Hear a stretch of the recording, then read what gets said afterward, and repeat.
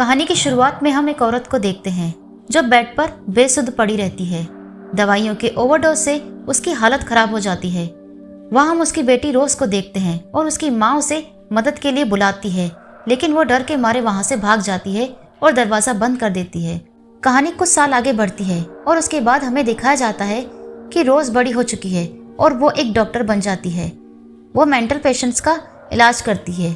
हम देखते हैं वो अपने पेशेंट कार्ल से मिलती है। वो एक ही बात कहता रहता है, वो मरेगी, मैं मरूंगा, सब मरेंगे। फिर हम रोज को उसके बॉस से बात करते हुए सुनते हैं। तब हमें पता चलता है कि रोज एक अच्छी डॉक्टर है। वो अपनी सैलरी से भी लोगों का इलाज करती है। उसके बॉस रोज को कहते हैं कि अब तुम्हें आराम करना चाहिए, तुम लगातार 2 दिन से सोई नहीं हो, तुम घर जाओ। वो घर जाने के लिए अपने कैबिन में जाती है, लेकिन उसी वक्त एक पेशेंट आ जाती है। उसका नाम था लौरा, इसलिए वो वहीं रुक जाती है। लौरा एक कॉलेज स्टूडेंट थी। उसके प्रोफेसर उसके सामने हथौड़े से खुद को मारकर सुसाइड कर लेते हैं। लौरा उसकी इकलौती विटनेस थी। फिर हम देखते हैं रोज उसे थोड़ा काम फील करवाती है, लेकिन वो बिल्कुल भी नहीं सुनती और वो डर के मारे एक कोने में खड़ी हो जाती है। फिर उसके समझाने पर वो चेयर पर बैठ जाती है। लौरा रोज को कहती है कि मुझे कुछ दिखता है, कुछ ऐसा जो बाकियों को नहीं दिखता। वो स्माइल करता है। वो किसी भी रूप में आ जाता है, कभी किसी स्ट्रेंजर के रूप में और कभी मेरे दादाजी के रूप में, जो मेरे सामने मर गए थे जब मैं 7 साल की थी। फिर हम देखते हैं लौरा पीछे पड़े वास का टुकड़ा उठाती है और स्माइल करती है और खुद का गला काटकर रोज के सामने सुसाइड कर लेती है। ये देखकर रोज बहुत ज्यादा शॉक हो जाती है। उसी वक्त हम रोज के एक्स बॉयफ्रेंड जॉयल को देखते हैं। वो एक पुलिस वाला है। इसी केस के सिलसिले में वो उससे पूछताछ करने आता है। फिर हम देखते हैं कि डेड बॉडी के ऊपर खून से स्माइल बनी हुई होती है। रोज अपने घर जाती है और खुद को थोड़ा शांत करने के लिए ड्रिंक करती है। रोज को ऐसा लगता है कि घर में उसके अलावा कोई और भी है। उसी वक्त वहाँ पर उसका फियोंसे ट्रेवर आ जाता है और उसके हाथ से कांच का गिलास गिर जाता है। उसका फियांसे उसे कहता है, सब कुछ ठीक है? तो वो कहती है, हाँ सब ठीक है, थोड़ा स्ट्रेस था और कुछ नहीं। फिर हम देखते रोज की बड़ी बहन होली उसे अपने बेटे जैक्सन के बर्थडे पार्टी के लिए इन्वाइट करती है। वो कहती है, नहीं मैं नहीं आ सकती, मुझे हॉस्पिटल जाना है।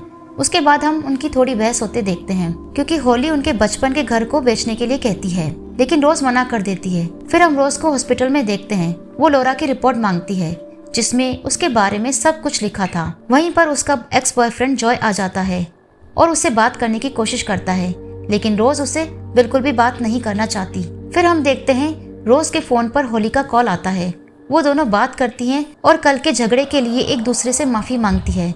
उसी वक्त हम देखते हैं रोज को नीचे लौरा खड़ी हुई दिखाई देती है। फिर वो कार्ल के रूम से होकर जाती है। कार्ल चिल्लाने लगता है और वो उसे कहता है, सब मरेंगे, तुम भी मरने वाली हो। ये सब सुनकर वो घबरा जाती है और स्टाफ को बुलाती है, लेकिन कार्ल तो आराम से लेटा हुआ था। फिर हम देखते हैं कि रोज का बॉस उसे छुट्टी पर जाने के लिए कहता है।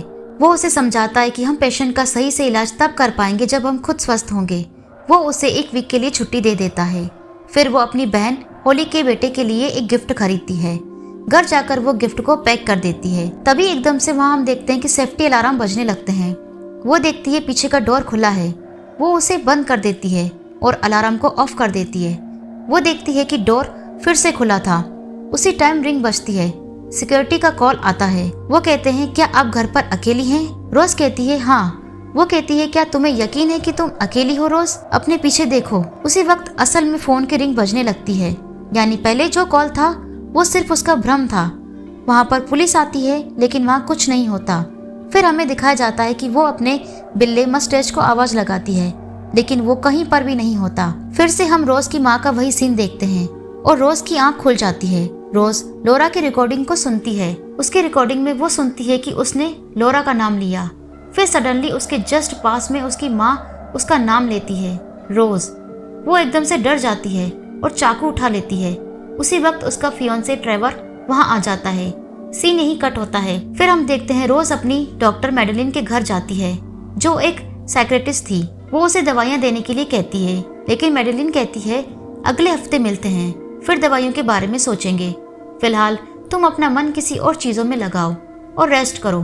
फिर हम रोज को देखते हैं कि वो जैक्सन की बर्थडे पार्टी में जाती है। वहाँ पर जैक्सन जैसे ही रोज का गिफ्ट ओपन करता है, उसमें से रोज का बिल्ला मस्टेच निकलता है। सब लोग डर जाते हैं। रोज अपने बिल्ले को गोद में लेकर रोने लगती है और कहती है, ये मैंने नहीं किया, मैं ऐसा नहीं कर सकती, मेरा यकीन करो। लेकिन कोई भी उसकी बात का यकीन नहीं करता। तभी एक लड़की उसकी तरफ देखकर स्माइल करती है और वो चिल्लाने लगती है। वो पीछे टेबल पर गिर जाती है, उसे चोट लग जाती है। फिर हम रोज को कार में ट्रेवर के साथ देखते हैं। वो उसे कहती है, मैं पागल नहीं हूँ, मेरा यकीन करो। लेकिन वो उसकी बात नहीं सुनता कि ये जेनेटिक है, तुम्हारी माँ के साथ भी ये प्रॉब्लम थी। ये सुनकर वो टूट जाती है। अब रोज लॉरा और उसके प्रोफेसर के बारे में देखती है। फिर से उसे ऐसा लगता है कि कोई उसे देख रहा है। फिर वो सारी लाइट्स ऑफ कर देती है और सो जाती है। पीछे हम उसकी माँ को देख सकते हैं। अगले दिन वो लॉरा के प्रोफेसर के घर जाती है और उसकी वाइफ से मिलती है। वो खुद को एक जर्नलिस्ट बताकर उसके पति के बारे में पूछती है। तब उसे पता चलता है उसके पति को भी स्माइल वाला भूत दिखता था। फिर वो उसे एक पेंटिंग वाले कमरे में ले जाती है, जहाँ हम देखते हैं कि प्रोफेसर ने बहुत सारी अजीबोगरीब पेंटिंग्स बनाई थी। उस पेंटिंग में सबके चेहरे पर स्माइल थी। फिर रोज उससे पूछती है कि ये प्रॉब्लम उन्हें कब से थी। तब वो बताती है कि वो एक इवेंट में गए थे जहाँ उनके सामने एक औरत ने सुसाइड कर लिया था। तब लॉरा समझ जाती है कि ये एंटिटी सबको इसी तरह से शापित करती है। प्रोफेसर के सामने वो औरत मरी, लॉरा के सामने वो प्रोफेसर और रोज के सामने लॉरा। इसका मतलब नेक्स्ट रोज हो सकती है। तभी उसे पता चलता है कि वो कोई जर्नलिस्ट नहीं है। तभी वो उसे घर से बाहर निकाल देती है। फिर वो उस लड़की का पता लगाने के लिए जोएल के पास जाकर उसे मदद मांगती है। वो मान जाता है। वो उसे सारी इन्फॉर्मेशन निकाल कर देता है। वो बताता है प्रोफेसर के सामने जिस औरत ने खुद की जान ली थी उसका नाम एंजेला है।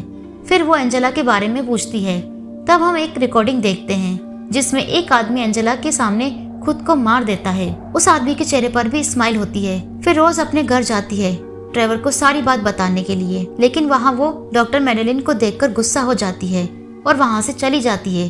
फिर वो अपनी बहन होली के घर जाती है, लेकिन वो भी उसकी बात पर यकीन नहीं करती। वो कहती है, तुम भी माँ की तरह पागल हो गई हो।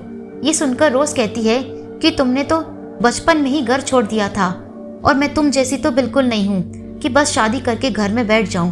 फिर रोज वहाँ से चली जाती है। तभी हम देखते हैं होली कार की तरफ आती है और उसकी गर्दन नीचे टर्न हो जाती है। ये सब देखकर रोज जोर जोर से चिल्लाने लगती है। ये सब खिड़की से जैक्सन देख रहा होता है, लेकिन ये सब उसका भ्रम था। उसके बाद रोज के पास जोएल का कॉल आता है और वो बताता है कि ऐसे 20 केसेस हो चुके हैं जिसमें 19 सेम पैटर्न है। जो भी किसी को मरते हुए देखता है वो कर्स उसे लग जाता है। बाकी एक ऐसा है जिसमें वो किसी और को मारता है किसी विटनेस के सामने तो वो बच जाता है। वो अब जेल में है।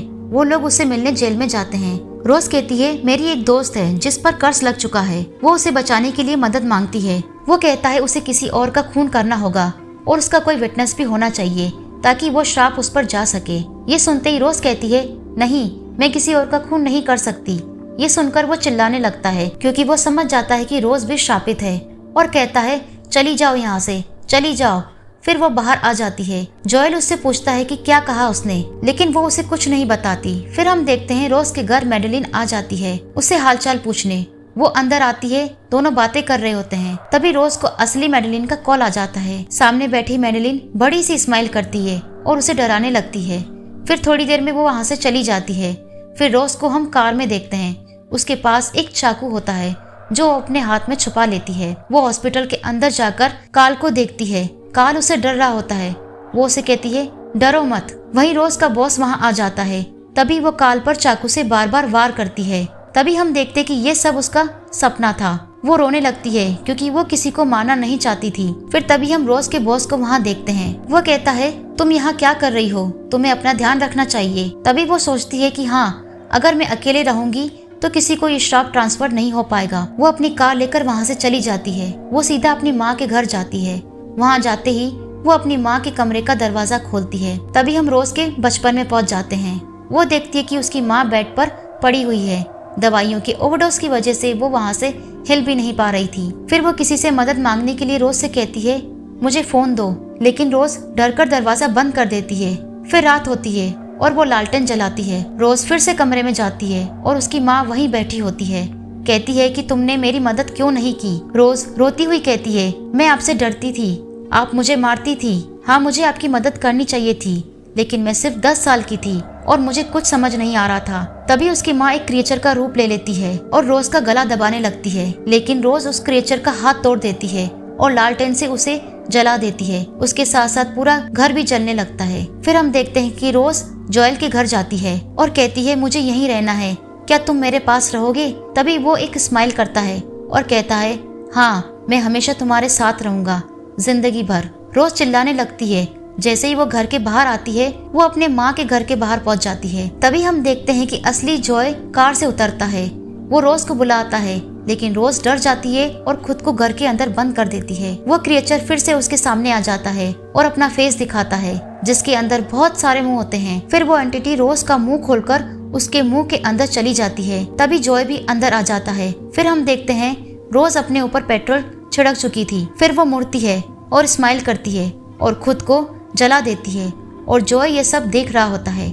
कहानी यही खत्म होती है।